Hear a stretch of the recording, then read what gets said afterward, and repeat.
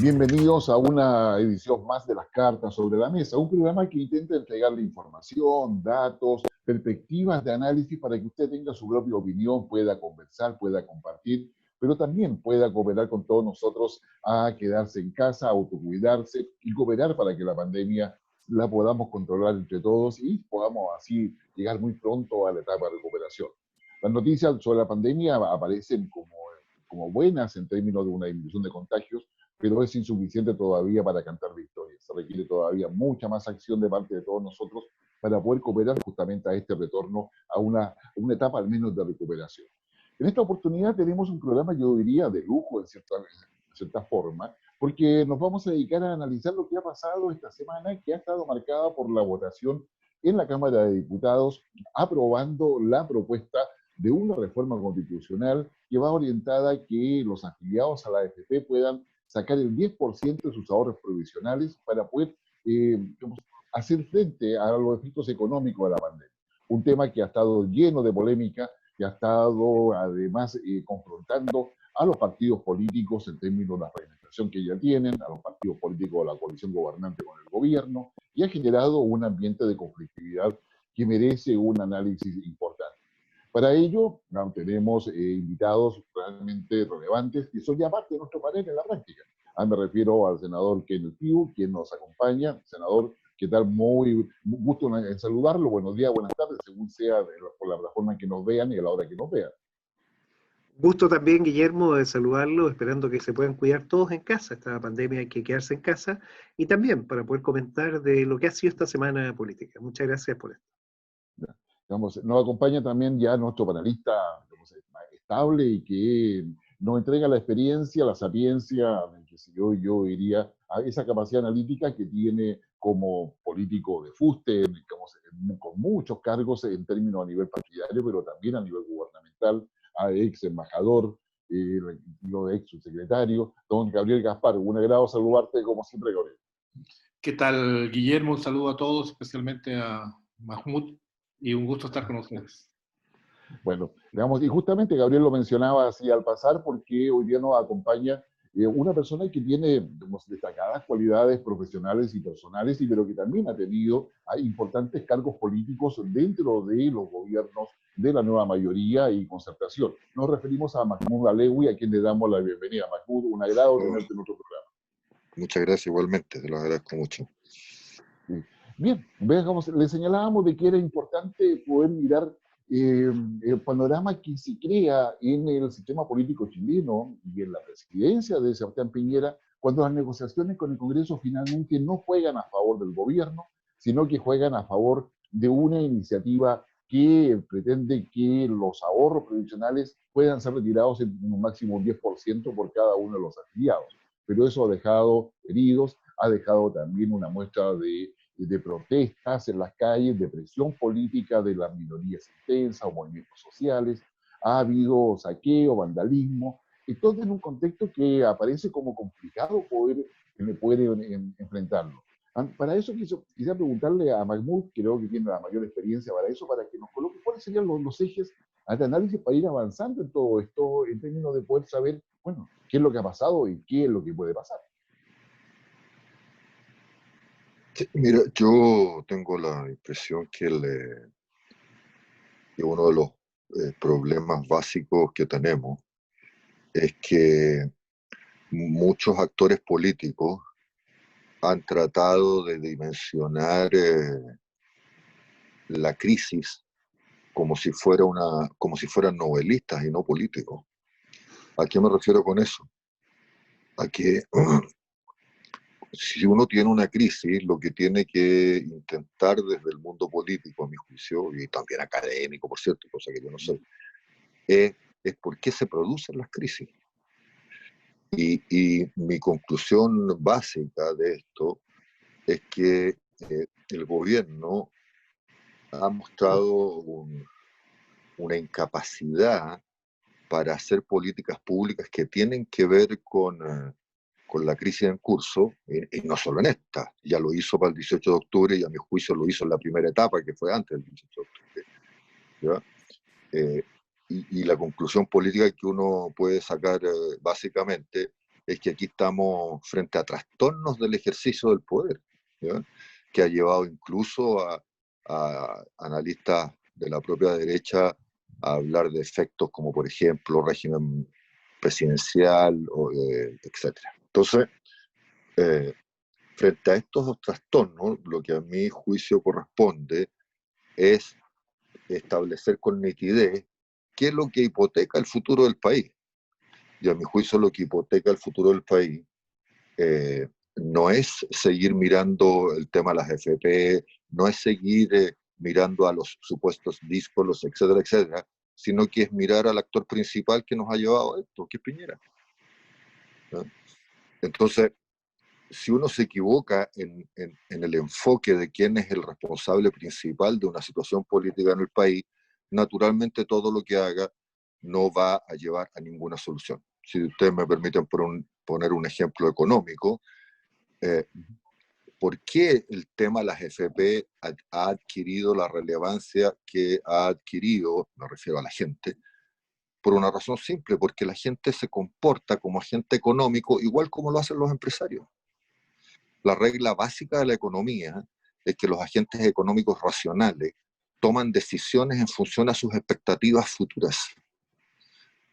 Y por lo tanto, si sus expectativas futuras son malas, no invierten. La gente está haciendo exactamente lo mismo. Se ha transformado en un agente racional, un agente económico racional. Entonces, lo grave de esto es que la expectativa que tiene la mayoría del país es muy baja o simplemente no existe. Y el gobierno y los empresarios en particular, al haber ido contra la percepción racional de la gente, que es su propia lógica, lo único que están haciendo es que la gente quiera que el 10% obtenerlo este año, y si la situación no se arregla, me refiero a la situación sanitaria y económica, entonces va a presionar para el 10% más el próximo año. Entonces la situación cada día va a ser peor. Por lo tanto, yo creo que la recomendación que uno puede hacer, o que uno, por lo menos lo que trato de hacer, es que hay que preocuparse de cuál es el factor principal en una crisis y no seguir, ¿no es cierto?, atacando o debatiendo sobre los problemas que produce ese agente principal, y que en este caso es el propio presidente de la República. Eso. Ya. A ver, entonces tenemos de que el tema no está en cuestión del sistema presidencial o presidencialismo, sino la figura que está ejerciendo el poder en este minuto, que es el presidente Piñera. Eso está asociado a la expectativa de la ciudadanía y al hecho de que racionalmente no ven la luz al final del túnel. Pero tú, Gabriel, ¿cómo lo percibes? Bueno, yo tiendo a compartir mucho el enfoque y agregaría más elementos, ¿no? Porque la derrota, lo que ha sufrido el gobierno en estos días es una derrota política, ¿no? Y la pregunta es que esta derrota política golpea al gobierno, obviamente, pero también golpea a la coalición oficial, porque han quedado heridas. Y me pregunto si en este punto, a partir de este punto, muchos partidos, no solo del oficialismo, pero particularmente en el oficialismo, van a empezar a mirar su horizonte futuro, que son sus perspectivas electorales, y por tanto, viendo la soledad en que va quedando la moneda, a buscar un cierto distanciamiento, lo cual generaría un presidencialismo mucho más debilitado. Ya, o sea, eso no deja de ser un tema menor en términos de que efectivamente hay un efecto dentro del sistema político chileno, que el cual hay que hacerse cargo. Kenneth, ¿cómo se percibe? Tú que eres un poco actor dentro y te va a tocarse más actor todavía una vez que ya el día viernes se discute y llega al Senado este proyecto aprobado en diputados. Bueno, primero agradecer este estupendo panel. Tenemos dos panelistas de primer nivel. Francisco, Gabriel, realmente me da mucho gusto poder compartirlo con ustedes. Lo segundo, decirle que en los análisis que ustedes hacen hay muchas cosas que tienen mucha realidad. Efectivamente, las personas son actores económicos racionales y toman decisiones que son bien racionales, y yo me voy a referir a eso después. Y también, efectivamente, aquí hay una derrota política y hay que reconocerlo con todas sus letras, que da en el corazón de la coalición. y se producen fracturas importantes, un remesón muy grande, pero bueno, por eso estamos en política, porque creemos de que se puede hacer algo mejor. A lo primero, al tema del problema que tenemos que enfrentar, el problema que hay que enfrentar ahora es la gran mayoría de personas que lo están pasando muy mal, que no tienen recursos para poder hacerse cargo de la vida cotidiana. La vida cotidiana, el pagar las deudas, todos tenemos deudas inmobiliarias, el arriendo o el crédito hipotecario, los que tuvieron la posibilidad de comprarlo, el poder sostener todos los que tienen y pagan educación, los mismos salud, los que tienen costos altos.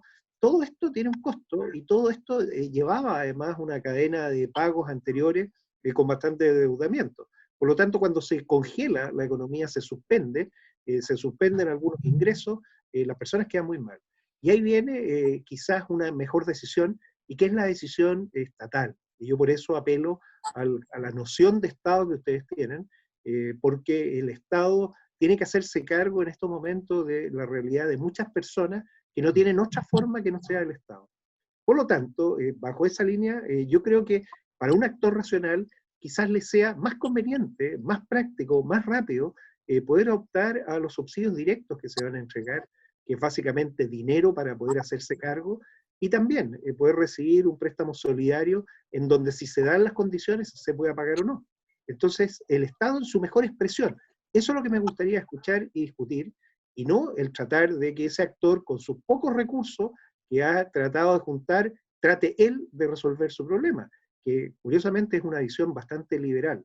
Yo aquí apelo a la racionalidad del Estado, el Estado que tiene que hacerse cargo en una situación que es de una catástrofe humanitaria gigantesca, no solo Chile, la humanidad entera. Y lo segundo, efectivamente Chile Vamos va a tener que hacer ese cargo de lo que le pasó, y probablemente esto signifique pasar las cuentas o lo que corresponda, las responsabilidades políticas hay que asumirlas, y efectivamente la coalición no estuvo a la altura. Entonces es algo que fragmenta, que va a generar, espero, un cambio usando un término náutico, en el rumbo, en la forma en que se va a guiar, porque efectivamente de seguir así, el pronóstico tampoco es bueno, o sea, las dos condiciones no son buenas.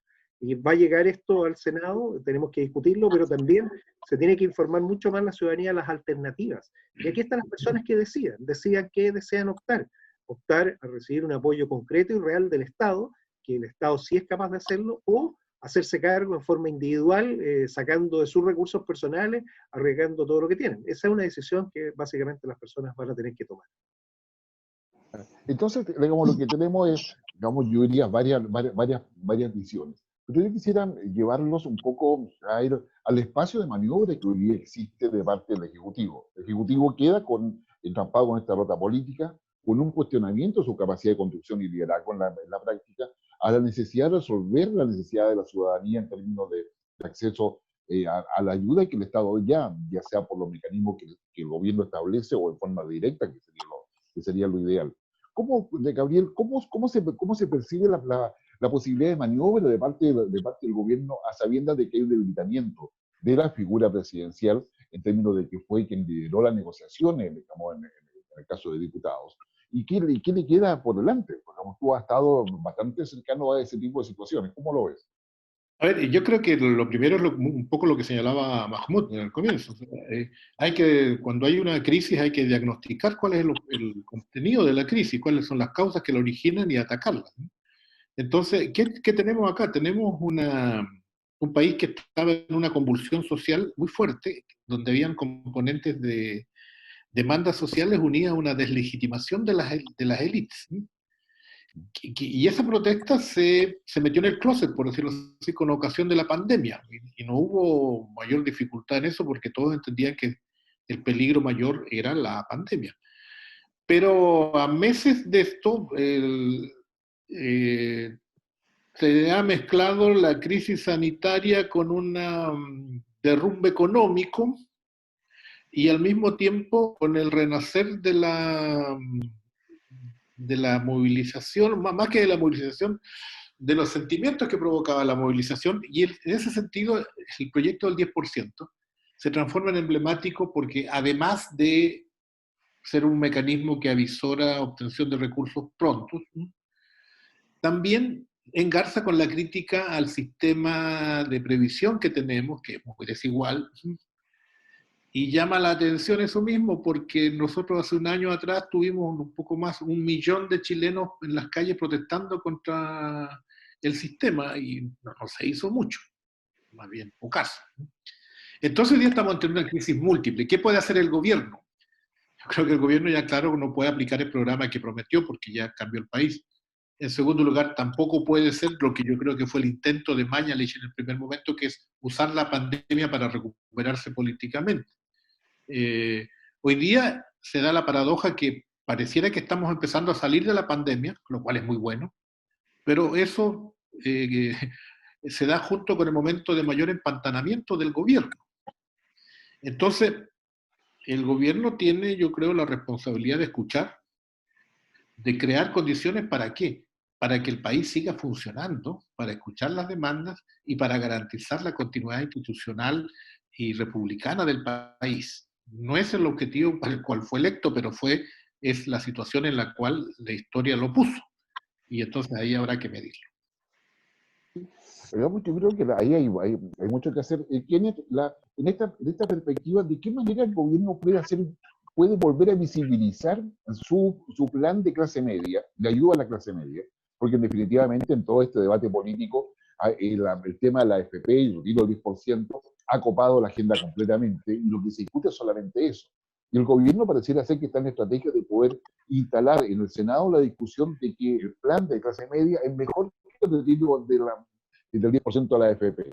Digamos, le des viabilidad a eso, y de tener viabilidad, ¿cómo se podría hacer realmente? Porque la ciudadanía queda mucho más prendida con el 10% más que con un plan de clase media que no logra entender muy bien cómo se va, digamos, a implementar. Bueno, primero lo que yo valoro es el acuerdo político que hay para poder disponer de una cantidad importante de recursos. 12.000 millones de dólares es una cifra importante. Tomemos solamente, por ejemplo, el nuevo anuncio y la entrega de estos 3 millones de cajas de alimentos. Eso es del orden de los 135 millones de dólares. Por lo tanto, el gobierno tiene mucho espacio para poder ayudar.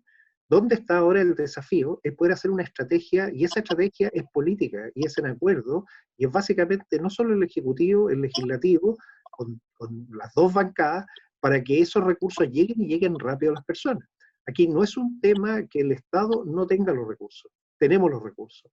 La forma es cómo los distribuimos y no nos quedamos cortos. Aquí el temor, quizás de algunos, es decir, mire, no sabemos cuánto va a durar y cuánto tiempo, entonces vamos a ir de a poco. Bueno, ir de a poco algunas veces, especialmente en esta situación, puede no ser lo más adecuado. Uno tiene que tener ritmos, tiene que tener velocidades, y las velocidades tienen que estar también coordinadas con el trabajo legislativo, porque nada de esto ocurre si no somos capaces de aprobar las leyes que corresponden en los momentos adecuados. Entonces, el acuerdo no solo tiene que ser por el monto en el que se le va a poder traspasar, y ojalá directamente. Yo soy muy partidario de los traspasos directos a las personas, en el mínimo de tiempo para que resuelvan sus problemas, sino que también tenemos que trabajar en velocidad para que legislativamente esté acordado. Eso es lo que ocurre cuando uno está en un mismo bote y se está hundiendo. Aquí tenemos que todos entender, los que están en el lado derecho y en el lado izquierdo del bote, que tenemos que remar para el mismo lado, tenemos que ser capaces de salir de donde estamos, y tenemos que asegurar llegar con la ayuda a las personas lo antes posible. Nadie entiende entonces que la discusión se vaya por temas más político-partidistas, y en algunos casos con agendas que son muy personales.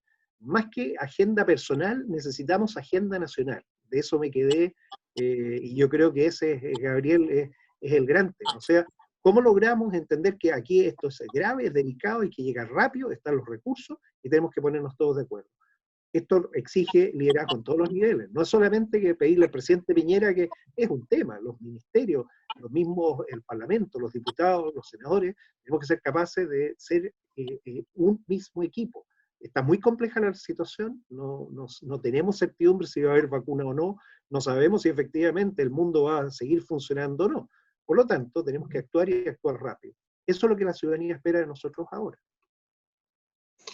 Y en esa perspectiva, yo creo que hay varias cosas, Mahmoud, en las cuales uno, digamos, va a tener que verse. Una cosa que es evidente es que la empatía y la confianza se han perdido entre los actores políticos y la sociedad. ¿Cómo ves tú la posibilidad del gobierno en un escenario de esta naturaleza, Marco? No, yo no le veo ninguna opción al gobierno. Uno tiene que hacer análisis realista de la realidad, no solo económica, sino que política. El gobierno se terminó. Este gobierno se terminó, no tiene ninguna capacidad para regular los conflictos del país. Lo ha demostrado, porque uno puede hacer proyecciones sobre situaciones concretas a partir de la propia experiencia de los actores. ¿Qué capacidad de ordenamiento tiene el gobierno hoy día cuando tomó una decisión temprana de no invertir en la crisis? Si para resolver las crisis hay que invertir en la crisis. Y el gobierno tomó la decisión de no hacerlo, no lo hizo en el estallido social y tampoco lo hizo en la pandemia. Por ejemplo, yo nunca he estado de acuerdo con la perspectiva de que el responsable de las medidas sanitarias inadecuadas y que llevaron a una parte importante del país al matadero, ¿eh? Las tomó Mañalich, no las tomó Mañalich, las tomó Piñera. Y si uno se equivoca en eso, no tengo para qué citar la despedida que hizo Mañalich el día que se fue, donde en este tema fue taxativo. ¿Eh? O no tengo para qué citar las declaraciones del subsecretario de Salud, que también en este tema fue taxativo. El que toma las decisiones sobre la conducta del país en el tema para enfrentar la crisis sanitaria es el presidente de la República. Entonces, estar hablando de Mañalich, del subsecretario, del ministro no sé cuánto, es un error. Si la derecha lo que tiene que hacer es arreglar el problema que tiene con Piñera. Esa es su responsabilidad. ¿Ya? Porque Piñera no lo va a arreglar. ¿Ya? Porque no tiene fuerza política para hacerlo. Un gobierno que hipoteca el prestigio del presidente en una operación para hablar con los parlamentarios y los presidentes de su propia coalición, y eso no resulta, significa que no tiene esa capacidad, que se acabó. Y es mejor asumir ese dato. ¿Ya? Porque en las crisis lamentablemente hay que tomar decisiones duras. Usted comprende que cuando un gobierno acusa al Parlamento, más allá de las figuras individuales y todo lo demás, de que son unos irresponsables, la probabilidad de arreglar un problema es muy baja. O cuando un ministro se permite, yo lo asumo a esta altura por la falta de experiencia nomás, ¿ya? Se permite decir que si en realidad no se toma una decisión por Chile, no va a haber plebiscito. ¿De qué estamos hablando? Si eso es propio de gobiernos autoritarios, no es propio de gobiernos democráticos. Entonces, vuelvo a mi punto. Si usted quiere arreglar un problema de ingobernabilidad en un país, lo que tiene que hacer es modelar dos variables. La primera variable, ¿no es cierto?, es la incertidumbre. Y la segunda variable es la fortaleza institucional. Este gobierno, y en particular el presidente, no ha ayudado en ninguna de esas dos. Entonces, ¿por qué razón alguien va a suponer que si no lo hizo en su primer periodo de gobierno, cuando prometió que ellos iban a hacer todo lo que no se ha hecho en 20 años en este país, iban a arreglar los problemas sociales, económicos, bla, bla, bla, y de seguridad además, ¿ya? Y después no lo hizo en el estallido social, y después no lo hizo en la crisis sanitaria? Entonces, mi punto es, ¿por qué alguien cree que después de haber sido derrotado en 3 guerras, porque el presidente habla siempre de que estas son unas guerras, ¿ya? Guerras que modela el mismo, digamos, ha perdido 3 guerras, la de su primer periodo gubernamental, la de la crisis social y ahora la de la crisis sanitaria? ¿Por qué alguien puede suponer que va a poder triunfar en lo que viene? Yo creo que en eso no se debería tener ninguna expectativa. Y como la derecha es la que ha apoyado este gobierno con sus propios partidos, lo que tienen que hacer es arreglar este problema. Porque si no, se va a hipotecar el futuro del país y la ingobernabilidad va a ser mucho más difícil de administrar. Porque cuando hay incertidumbre como la que existe en Chile y cuando hay deterioro institucional abonado por el propio gobierno, ¿ya?, las probabilidades de arreglar los problemas del país son muy bajas. Entonces, ¿yo qué creo? Hay que enfocarse en el problema principal y arreglar el problema principal. Y después dedicarnos a, imagínense que hoy día están transformando las políticas públicas en problemas ideológicos. Te juro que eso no lo había visto nunca. ¿No? Si aquí hay que arreglar la crisis sanitaria para poder arreglar la crisis económica. El gobierno tomó una decisión temprana, no quiere gastar. Y ha ido soltando plata a medida, además de una manera, con una logística francamente pobre, digamos, pero ha ido tomando y ha ido soltando plata de a poco. Este problema hay que arreglarlo de una vez, porque si no, como dije antes, la gente tiene la expectativa de que les entreguen el 10% por una razón simple, porque ya se la gastó. Y eso no se puede modificar. Entonces, si la derecha en particular se sigue enfocando en los problemas laterales de la crisis y no en el problema principal, y además de eso, en los problemas laterales transforma esto en problemas ideológicos, vamos a tener otra crisis adicional. Y yo creo que hay que evitar eso. ¿Cómo lo ves tú, Kenneth? Porque la verdad es que, digamos, si la derecha tiene esas capacidades o dentro del conglomerado en el cual tú percibes en el Congreso, estaría esa capacidad de poder enfrentar esto desde la visión política partidista hacia el gobierno. ¿Cómo lo ves? Bueno, esta es sin lugar a duda una crisis gigantesca, profunda, y concuerdo en los análisis. En las crisis lo que se necesitan son liderazgo y liderazgos efectivos. Liderazgos efectivos son los que obtienen resultados, y los resultados jamás hay que obtenerlos en tiempos muy cortos. Se suma algo que es difícil de entender, que es qué es lo que es una crisis sanitaria. La crisis sanitaria no solamente es el contagio, que es el que hay que prevenir, detener, sino que también es la capacidad de atención, la saturación de los sistemas.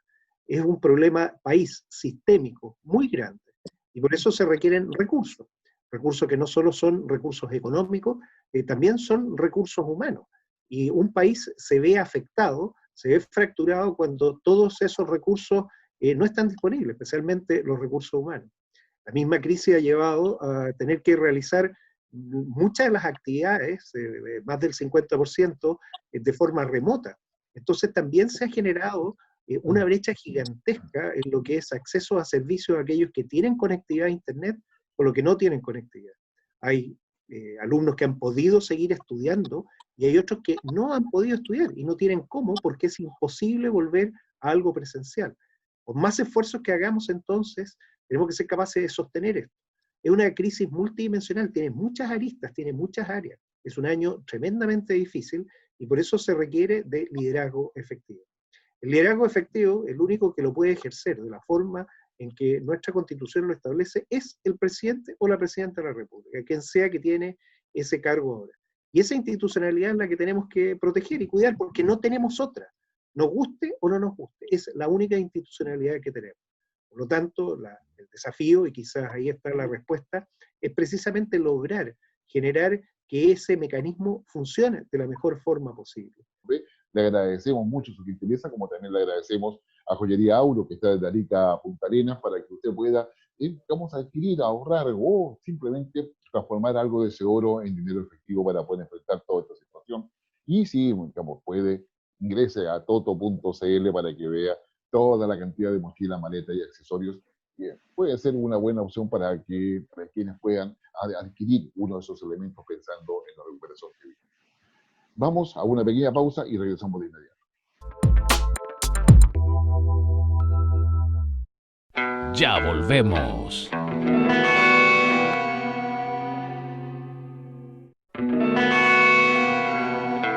Estamos de vuelta.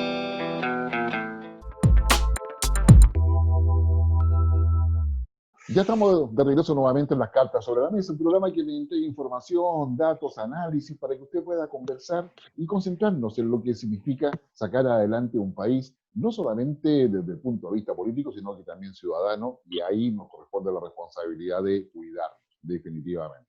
Nos habíamos quedado en todo lo que es la percepción que hay de esta crisis, que por una parte estaría Piñera comprometido en todo ello y de alguna forma que para Amúa Legui, que es el que nos acompaña en este programa, es un factor relevante para poder atacar directamente el problema de fondo.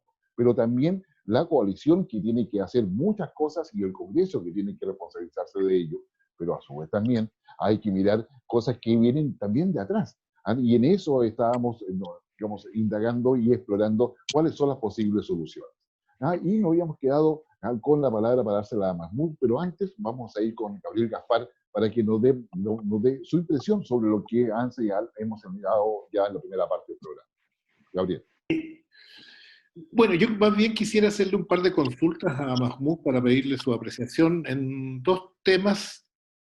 Uno que se deduce de lo que afirmó de que este gobierno ya fue, se acabó. Y la pregunta es, bueno, pero este gobierno constitucionalmente le queda 1 año y medio. Entonces, ¿cómo se salva esa situación de un gobierno que cada vez le cuesta más gobernar mientras hay una oposición que todavía, o oposiciones que no están en condiciones de gobernar? Ese es un tema. Y lo otro, una pregunta muy puntual, dada su experiencia, es la situación de seguridad del país, ¿no? Porque hay mucha editorialística, la comentocracia generalmente coloca como que estamos frente a un grave problema de seguridad latente. ¿Cuál, con la experiencia que él tiene, cuál sería su apreciación? Mira, primero, para hacer un contrapunto con lo que decía el senador, el problema que hay en la coalición de gobierno, pero particularmente en el gobierno, es que no creen en el Estado. Si cuando uno no cree en el Estado, o mejor dicho, cree en un Estado débil, ¿ya?, la probabilidad de construir una racionalidad estatal es muy baja. Ahora, salvo que la propia coalición de derecha que apoya al gobierno tenga algún mecanismo para eso, pero yo no lo veo. No lo veo por ninguna parte. Eso es lo primero. Lo segundo, perdón, porque si esa racionalidad existiese, ya se hubiese invertido hace mucho rato, ¿ya? Y se hubiesen tomado medidas económicas muy concretas. Voy a poner un solo ejemplo nomás. ¿Cuánto se demoró el gobierno en empezar a pensar en un reforzamiento desde el Estado de una pequeña industria nacional para poder resolver un conjunto de problemas prácticos que tiene la crisis sanitaria? Incluso con las propias maestranzas de las Fuerzas Armadas. Se empezó todo tarde. Y cuando uno en una crisis actúa a destiempo, la crisis se profundiza. Entonces, eso es lo primero. Lo segundo, respecto a las preguntas de Gabriel, yo no soy asesor del gobierno, ni de la Alianza, ni de Chile Vamos, digamos. Ellos tendrán que ver cómo arreglan el problema que van a tener de aquí a 1 año y medio más, ¿ya? Ellos lo tienen que resolver. Ellos son los responsables de que hoy día tengamos el gobierno que tenemos y por lo tanto ellos tienen que resolver. Yo sé que hay una parte importante de la coalición que no le gusta la historia, pero la historia tiene, si uno la analiza desde la Edad Media a la fecha, hay muchas soluciones para arreglar problemas de vacío de poder y ellos tendrán que ver cómo lo hacen. Y yo lo único que sugiero es que en vez de concentrarse en los problemas laterales, lo hagan concentrándose en el problema principal. No va a haber solución a los problemas económicos si no hay solución a la crisis sanitaria. La crisis sanitaria en este país ha sido manejada de una manera increíble. Medidas improvisadas, decisiones unilaterales, hechos consumados, no decir la verdad respecto a las cosas que pasan y además hacer un intento de responsabilizar a la gente de lo que pasa. Si aquí los responsables de que el país transite en un cierto túnel de solución de la crisis sanitaria para poder abordar adecuadamente la crisis económica, lo tiene que hacer el Estado, lo tiene que hacer el gobierno y lo tiene que hacer el actor principal del sistema político chileno, que es el presidente de la República. Pero el presidente de la República no lo ha hecho. Y yo dudo que vaya a tener una conducta distinta a la que ha tenido históricamente si es que los partidos más relevantes de la coalición de gobierno no toman decisiones políticas concretas y dejan de mirar a sus parlamentarios acusándolos. Ahora me enteré que la UDI pasó a unos parlamentarios al Tribunal Supremo del partido. ¿Qué ganan con eso? Responsabilizar al que no tiene la culpa, ¿no? si el actor principal no son 4 o 5 diputados de la UDI o 13, no tengo idea, ¿ya? El principal actor es el presidente de la República, porque la Constitución lo establece así, porque el sistema político y el sistema de partidos de Chile lo establece así. Entonces, no sé cuál es la salida que va a tener que idear la Alianza por Chile o Chile Vamos para enfrentar esto. Lo único que sé es que si no lo arregla, van a perder la próxima elección presidencial, por lo menos. Entonces, No, ahí sin tendrán lugar a que... duda. Ahí verán qué cosas hacen, O sea, si tú entiendes que en el problema principal de un gobierno, donde además hipotecaron la propia capacidad de resolución del presidente de la República, no hayan tenido controlado su principal actor presidencial, es una cosa increíble. Es una cosa que no tiene... es inexplicable. Bueno, respecto al tema seguridad, yo creo que ahí tenemos, más allá de las cosas prácticas que uno puede analizar en el momento específico, esto es una cosa que se ha hablado hace mucho rato también. El primer error que cometió el gobierno, a mi juicio, fue no entender que una institución policial o de cualquier tipo, sea militarizada o no, o semi-militarizada, como es el caso de Carabineros, uno no la puede descabezar a manotazo, ¿ya? Y eso hizo el gobierno. Descabezó a manotazo la institución policial en su minuto. Después cometió un segundo error, que es que determinados conflictos sociales que existen en el país, o que permanecen y existían en ese minuto, y los militarizó cuando declaró esto o armó esta cosa que llamaron el Comando Jungla. En el mundo está demostrado, el senador y Gabriel tienen amplia experiencia en eso, en el mundo está demostrado que cuando uno militariza los conflictos sociales no los arregla, los agrava. Pero hizo una cosa peor. Dijo que el gobierno anterior había organizado eso, y eso es completamente falso. ¿Ya?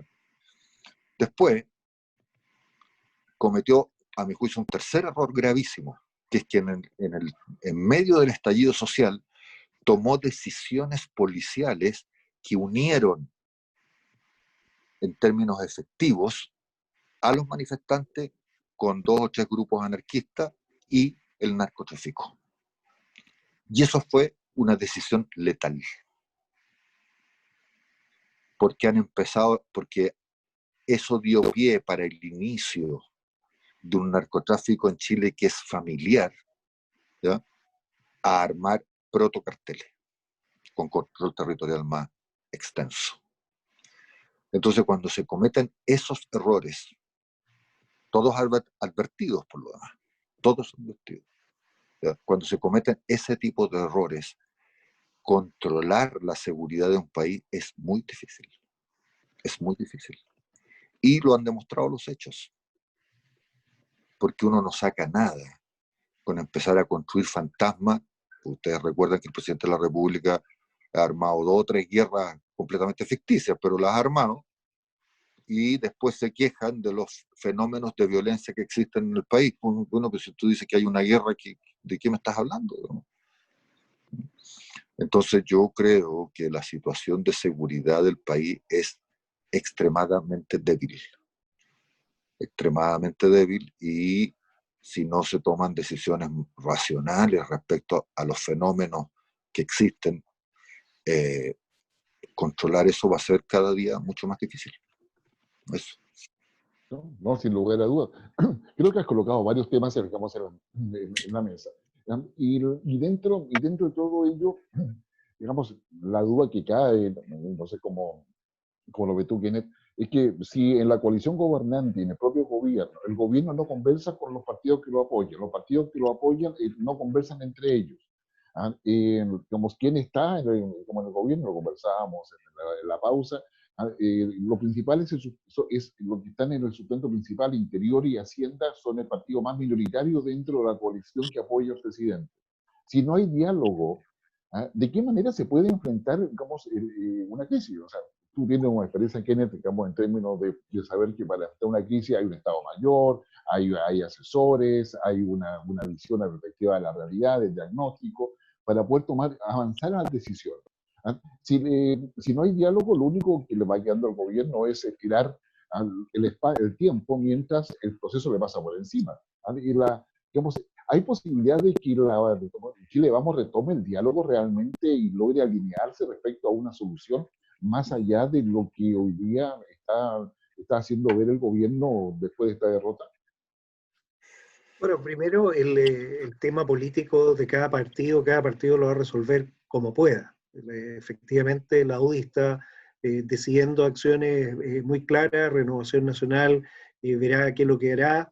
Evópoli quizá es el partido que ha salido, no más fortalecido, pero el que ha sido capaz de aguantar mejor la crisis. ¿Y por qué? Porque es un partido más reciente, tiene mucho menos historia, que la historia sí pesa y sí significa bastante, y también tiene presencia importante en el Ejecutivo. Es un partido entonces que es el partido articulador en este momento.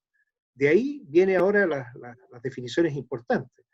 ¿Cómo lo va a hacer el presidente de Renovación Nacional para mantener un partido que es el más grande en cantidad de personas, la mayor representatividad parlamentaria, aunque esté en minoría con respecto a los bloques, pero sí tiene que resolver mantener la unidad? Porque en la crisis lo más importante es conservar la unidad. La UDI, en su forma de actuar, también se tiene que adaptar a los procesos de cambio. En la práctica, la coalición sigue siendo la misma coalición, no se ha perdido, no hay un quiebre coalicional, los quiebres son al interior de los partidos. Con el gobierno, obviamente, que se tendrá que buscar una mejor instancia, no de la forma en que se estaba haciendo, para poder influir. Y aquí viene quizás lo más importante, cuando tú hablas de ese Estado Mayor, el segundo piso. Bueno, el segundo piso tiene que también hacerse cargo del costo de lo que significa esta gran pérdida que ha ocurrido. El realineamiento y en general las crisis lo que ayudan es a robustecer la institucionalidad que se ha ido desarrollando. En lo personal, yo tengo la fortuna, como puedo mantenerme independiente en todo el sector, de conversar con cada uno de ellos, de conversar con la gente de Evópoli y ver cómo están enfrentando y qué es lo que están viendo, ver en Renovación Nacional cómo se ha podido mantener esa unidad pese a la diversidad. Y esto es bien curioso, no ha sido necesario crear, llamémosle un frente amplio en la oposición, dado que todavía se mantienen. Eso es valioso, o sea, el poder salir de esta crisis juntos es muy importante, porque el peor escenario es una fractura completa en donde no se entiendan, y eso sí generaría un problema mayor. Yo soy convencido que finalmente las crisis dan la oportunidad para sacar lo mejor de cada uno y también sacar lo más malo. Lo más malo aparece en forma evidente y se encuentra donde están los problemas. Sin crisis no se podrían probar las cosas. Chile, para poder tener los edificios que tiene hoy en día, tuvo que pasar por el terremoto más grande del mundo. Y bueno, los edificios hoy en día chilenos no se caen. Esta crisis política le dan también fortaleza, porque finalmente lo que se busca es, y muy bien lo describió Mahmoud en el sentido de poder darnos la posibilidad, y este viene a ser finalmente el gran desafío, de tener propuestas mejores y realizables. Yo comparto el diagnóstico que a la derecha le cuesta entender al Estado, le cuesta entenderlo. Y normalmente algunos creen, y ahí vienen las discusiones de fondo, de que el Estado tiene que ser más chico. No, los Estados tienen que ser más fuertes. Los Estados tienen que tener capacidad para poder actuar. Y la fortaleza del Estado viene finalmente con una transformación. Y la transformación real del Estado es a los servicios a los ciudadanos. Y es por eso que hoy, yo diría que la mayor experiencia de toda esta crisis es que las tecnologías sí sirven y sí pueden ayudar. Entonces, transformarnos significa hacer las cosas mejor, pero poner a las personas en el centro y poner toda esta información que hoy está disponible y dispersa y que nos ha ayudado mucho a servir a las personas. Por eso que me he propuesto introducir el concepto de la república digital, entender que tenemos que pasar a usar las tecnologías de mejor forma en beneficio de los ciudadanos. Curiosamente, los grandes líderes mundiales de las grandes economías, los grandes jefes de Estado, han decidido convocarse este año en Ginebra. Van a estar en Davos, en Suiza, para realizar lo que se llama el Great Reset, el reset a las economías, el cómo pensar mejor la forma de enfrentar los problemas, que es básicamente cómo darle mejor calidad de vida a las personas. Y ahí está nuestro desafío. Yo espero lograr que se entienda, que seamos capaces de transformarnos. Transformarnos significa entender el rol que tiene que tener el Estado fortalecido, y ese rol hoy es el que está a prueba. Espero que se logre generar este acuerdo que necesitamos tener, la oposición con el gobierno, para no discutir la forma, pero sí en el fondo, qué queremos que las personas logren recibir ahora, cómo superar ahora su problema, y después, que es lo más importante, porque primero preocuparnos de las personas, cómo vamos a sacar adelante la economía de nuestro país, que ya está sufriendo el estrago del congelamiento. Y descongelar algo, el poder partir trabajando nuevamente, va a costar mucho. Entonces son dos desafíos. No es que tengamos que solamente resolver el problema sanitario, no es que solo tengamos que resolver el problema social humanitario, sino que tenemos que resolver el problema económico. Y todos los países están preguntando lo mismo.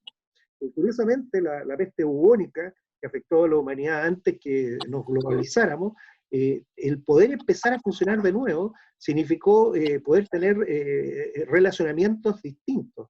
La liga de Hansa, que se empleó para poder salir en Europa, bueno, puede ser la misma forma en que nosotros aquí en Latinoamérica veamos la forma de salir adelante. El mismo ejemplo de Florencia, que quedó con un 10% de su población, el resto se murió, el cómo salieron con comercio local. Adelante. O sea, tenemos que entender que este es un problema gravísimo, que no solamente es político, no solamente social, no solamente humanitario, no solamente sanitario, ni no solamente es económico, es todo junto al mismo tiempo, generando fracturas muy grandes. Las fracturas están, son evidentes, y por eso, solo para terminar, yo estoy convencido que le van a ayudar a Chile Vamos a salir bastante mejor preparado, porque finalmente hay que ser capaces de llenar ese año y medio que se está diciendo con propuestas concretas, con trabajo real, y poder solucionarle problemas que hoy la gente los tiene en todas las cosas que ya hablamos. Ahora, lo que uno tiene es que tenemos hoy día un problema, que una ruta política en el Congreso se ha transformado en un vacío de poder, y que ese vacío de poder requiere una solución que tiene que venir de quien ejerce el poder. Pero quien ejerce el poder y toma decisiones necesita que las decisiones se implementen. Y eso, digamos, ese vínculo hoy día está cortado. Más allá de que veamos cómo toman las decisiones, la capacidad de implementación por la situación en el Congreso, por la situación dentro incluso de la estructura del Estado, está bastante complejizada. Dentro de ese esquema de vacío de poder, Gabriel, digamos, ¿es posible un cónclave, por ejemplo, o tendríamos que ir a un cambio de gabinete? ¿Qué es lo primero que se puede hacer para poder revertir todo esto? Porque es evidente de que los diagnósticos son diferentes, cada cual está en veredas distintas, pero el país necesita soluciones, y esas soluciones no pueden estar, digamos, esperanzadas en 8 meses más, 10 meses más, tiene que ser ahora. ¿Cómo es posible, vamos, superar un vacío de poder, Gabriel? Bueno, el tema es que tiene razón Mahmoud cuando dice que aquí la responsabilidad es del gobierno y su coalición, eso es cierto. Agreguémosle que de aquí a un año y medio, ¿qué pasa si no hay gobierno? ¿Qué pasa con la población? ¿Qué pasa con el país? Con toda su marcha normal. Y bueno, sería una situación muy trágica quedarse sin gobierno, ¿no? Y sin embargo, hay tareas muy urgentes, y quizás podamos construir un derrotero, un cronograma de normalización, por llamarlo de alguna manera, que tienen 3 puntos. Algunos los señaló Kenneth. Uno, hay que salir de la pandemia. Afortunadamente en ese como que vamos saliendo, ¿no? La nueva conducción sanitaria escucha más, dialoga, incorpora, en fin, y los números parece que ayudan, ¿no? Escuchaba ahí el reporte de hoy. Pero hay que consolidar esa salida de la pandemia. En segundo lugar está, obviamente, la reactivación de la economía, la estrategia de dinamización, que tiene que tener en primer lugar la creación de empleo. ¿Qué sectores vamos a privilegiar. Hay 12.000 millones de dólares, se pueden conseguir más, pero ¿cuánto de eso se va a destinar a generar empleo, a generar, a volver a dinamizar la productividad nacional? Y el tercero, un punto, yo diría, bastante importante, muy ligado a esto, que es que necesitamos también llevar adelante el cronograma de reforma constitucional, que el país lo necesita porque eso también nos va a permitir legitimar, ¿cierto?, la nueva institucionalidad. Y está todo amarrado, estos tres temas. ¿Qué fórmula? No lo sé. Pero sin lugar a dudas que el país necesita salir de la pandemia, los chilenos necesitan trabajo y la sociedad en su conjunto necesita gobernabilidad.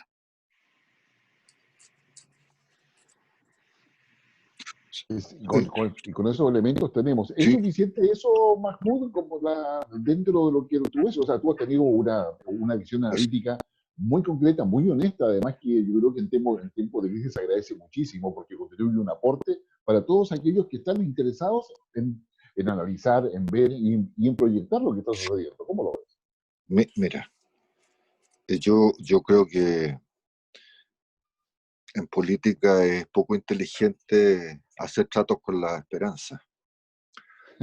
No, y voy a poner un ejemplo práctico. Las buenas ideas del senador, que son todas razonables, pensar en cómo reforzar la conectividad en el país. La conectividad en el país, el 40% de la población no tiene conectividad adecuada. Entonces decir que vamos a hacer una política de teletrabajo, vamos a hacer una política de educación a distancia, es una quimera. Pero para lo que él dice, van a tener que hacer un ejercicio bien fuerte porque el gobierno de Chile ha tomado la decisión, anunciada a fines de abril, de hacer un presupuesto para el año 2021 en base cero. ¿Qué es eso? Debilitar más al Estado. Entonces, las aspiraciones razonables para intentar resolver los problemas de conducción chocan con las decisiones del actor principal, ¿no? Entonces, por eso que no veo cómo, yo no estoy de turno, ni tampoco soy parte de la coalición de que apoya al gobierno, entonces tampoco me corresponde dar una solución, digamos, sería pretencioso de mi parte, pero lo que sí digo es que si la coalición no se enfoca en los problemas principales, como por ejemplo este, ¿qué señal es decir que va a haber presupuesto base cero? Es que le van a cortar la cabeza a todos los programas que son vistos por el actual gobierno como innecesarios, ineficientes, ineficaces, etcétera, para concentrar esa plata en los problemas o sanitarios, económicos. No tengo idea cuál es la decisión que tienen tomada ahí. Pero si hay presupuesto base cero, hay debilitamiento del Estado. Y si hay debilitamiento del Estado, hay menos injerencia en la solución de los problemas del país. Y si hay menos injerencia en los problemas específicos del país, lo que va a haber es más ingobernabilidad. Porque desafortunadamente 2 más 2 siguen siendo 4, aunque a algunos no les guste. Por lo tanto, las buenas ideas, las aspiraciones razonables que pueden tener actores independientes como el senador, por ejemplo, ¿ya?, chocan con la realidad. Chocan con la brutal realidad de las decisiones que toma el actor principal. Por eso que yo digo, e insisto, un presidente que ya ha perdido 3 guerras y que además ahora se quedó sin coalición, o la alianza que lo apoya, ¿ya?, establece un mecanismo para que ese presidente haga lo que tiene que hacer, o como dice Gabriel, vamos a estar 1 año y medio en un empate catastrófico para el país, que no va a tener solución. Y bueno, y así será la vida, porque no todos los problemas políticos se pueden arreglar, y veremos qué es lo que pasa después, ¿no? Bien, nos quedan solamente algunos minutos y quiero invitarlos que en un minuto digamos, puedan señalar cuáles son las 3 prioridades que ustedes ven para poder superar todo esto. Yo sé que ya más hemos ahondado sobre eso, pero en política, como bien lo decía, no todo se puede arreglar de una sola vez. Eso es pretencioso. Estamos de acuerdo en que la política no puede hacer pacto con la esperanza, tiene que haber que trabajar con la realidad. ¿Ya? ¿Cuáles son digamos, las 3 cosas más relevantes que habría que preocuparse todo en un minuto? Digamos, Gabriel. Voy a decirlo en términos casi de consigna. Salud, trabajo y democracia. Perfecto. Eso sería parte del diálogo para poder reconstruir, digamos, esa capacidad. Kenneth. Bueno, yo partiría primero por más agenda nacional y menos agenda personal. Lo segundo, definitivamente el tema sanitario, ojalá vacuna. Y tercero, trabajo estable y bien remunerado, o sea, lograr que las personas puedan quedar después de esto en mejores condiciones. Mahmoud. Neutralizar al presidente. No hay, mira, perdona que me alargue un minuto. Las decisiones no son técnicas. Si las decisiones fueran técnicas, tendríamos arreglado el problema medioambiental en el mundo. Si las decisiones dependieran de razonamientos técnicos, tendríamos arreglado un conjunto de problemas medioambientales, sanitarios, etc. Los problemas se resuelven por decisiones políticas. Y el que toma las decisiones políticas en Chile, porque así lo establece la Constitución y las leyes, es el presidente de la República. Entonces, si la coalición no busca un mecanismo para administrar esas decisiones, no hay solución. No hay solución. Pero la responsabilidad política es buscar soluciones. La responsabilidad nuestra, como las cartas sobre la mesa en este programa, es cooperar a que usted también reflexione. Digamos, en este vacío de poder donde usted como ciudadano, yo como ciudadano y todos estamos esperando de que efectivamente exista esa solución política. Una solución política que Mahmoud ha colocado bastante claridad de que requiere una decisión personal del presidente. Vamos, también sabemos de que se requiere el diálogo de la coalición, la construcción en virtud de un Chile futuro y también la capacidad de diálogo que le corresponde a cada uno de los actores. Mahmoud, te agradecemos muchísimo tu disposición y buena voluntad para estar con nosotros, lo propio a Gabriel y a Gaspar, y a quienes pido, quienes nos acompañan normalmente. Y espero, Mahmoud, que no sea la última vez que tengamos la posibilidad de poder conversar y tener la capacidad de tu asertividad de los análisis que nos entregan. Es un aporte para todos quienes estamos mirando el programa político. No, gracias a ustedes. Muchas gracias también, Guillermo. Saludos, Mahmoud. Saludos, Gabriel. Saludos a todos. Saludos a todos. Muchas gracias. Gracias. Adiós. Muchas gracias.